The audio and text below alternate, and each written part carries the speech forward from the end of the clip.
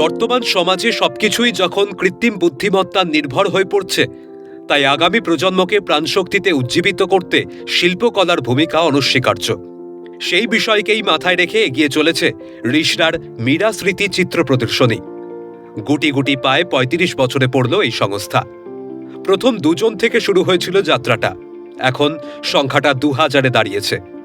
ছোট ছোট বাচ্চাদের মধ্যে আঁকার প্রতি ভালোবাসা সৃষ্টি করতে এক বড় ভূমিকা পালন করে চলেছে এই সংস্থা। এক্সিবিশন করার মূল উদ্দেশ্য এখনকার সমাজের মধ্যে দাঁড়িয়ে যে মোবাইল থেকে যাতে কিছুটা দূরে থাকতে পারে এবং বাচ্চারা একটা জায়গায় অন্তত ঘন্টা দুয়েক কনসেন্ট্রেশনটা অনেকটা সুন্দর তৈরি করতে পারে। তো তাই জন্যই আমার প্রথম প্রচেষ্টা এবং এখনো পর্যন্ত চালিয়ে যাচ্ছে। প্রদর্শনীতে এলে আপনি পৌঁছে যাবেন রঙিন জগতে। সেখানে সাজানো এক একটি ক্যানভাস মন মুগ্ধ করবেই। এই আর্ট মেলায় সব মিলিয়ে প্রায় ১০০০-এরও বেশি ছবি প্রদর্শিত হচ্ছে। সুতোর কাজে মমতা বন্দ্যোপাধ্যায়, অভিষেক বন্দ্যোপাধ্যায়ের পাশাপাশি নানা মনীষীদের ছবি মূল আকর্ষণ। এরই পাশাপাশি কাগজের তৈরি নানা ছবি ও মডেল দেখার জন্য ভিড় করেন শিল্পপ্রেমী মানুষেরা। সাধারণ মানুষ তো বটেই, বহু বিশিষ্ট ব্যক্তি এই উদ্যোগকে সাধুবাদ জানিয়েছেন।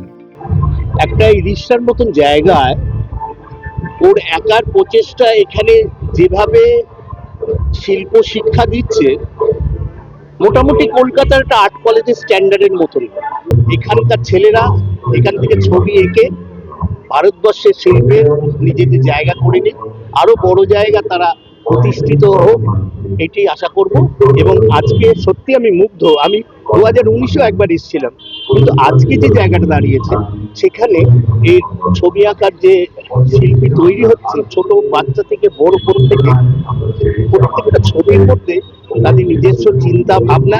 এমনও এই একটি ছেলের কাগজ এবং সুতোর কাজ দেখলাম, আমি মুগ্ধ। শুধু তাই নয়, আমার মনে হয় কলকাতা হয়তো আমি এতদিনের আমার শিল্প জীবনে আমি কলকাতায় এরকম কাজ কারো দেখিনি। এই আর্ট মেলা বলছে, সত্যি আর্ট একটা বিরাট শিল্প। এই যে স্যার বলে গেলেন ড্রয়িং ক্লাস, ড্রয়িং কিন্তু ক্লাস। আমরা যেমন ফুটবলে কিন্তু ওরকম ক্লাস ছিল না, এটা ফিজিক্যাল ইনস্ট্রাক্টর ছিল। হয়তো আমাদের আধ ঘন্টা খেলতে দিত, ঠিক কথা, কিন্তু ড্রয়িংটা আমি দেখেছি, মানে আমার ছেলে মেয়েদেরও দেখেছি যে ছোটবেলায় ড্রয়িং ঠিক টাইমিংটা একটা বিরাট ব্যাপার। বিশিষ্ট অভিনেতা পরণ বন্দ্যোপাধ্যায় বলেছেন, খুদেদের প্রতিভা যেন সুন্দর মননের ফসল। উদ্দেশ্য লক্ষ্য সবকিছু মিলিয়ে মিশিয়ে একটা সুন্দর মননের ফসল এটা। তো সেইটা অনুভূতির জায়গা কেমন লাগছে তার ব্যাখ্যা করে লাভটা এই যে কোনো মানুষের মনে এর একটা মানে কি বলবো সুন্দর একটা প্রলেপ পড়বেই।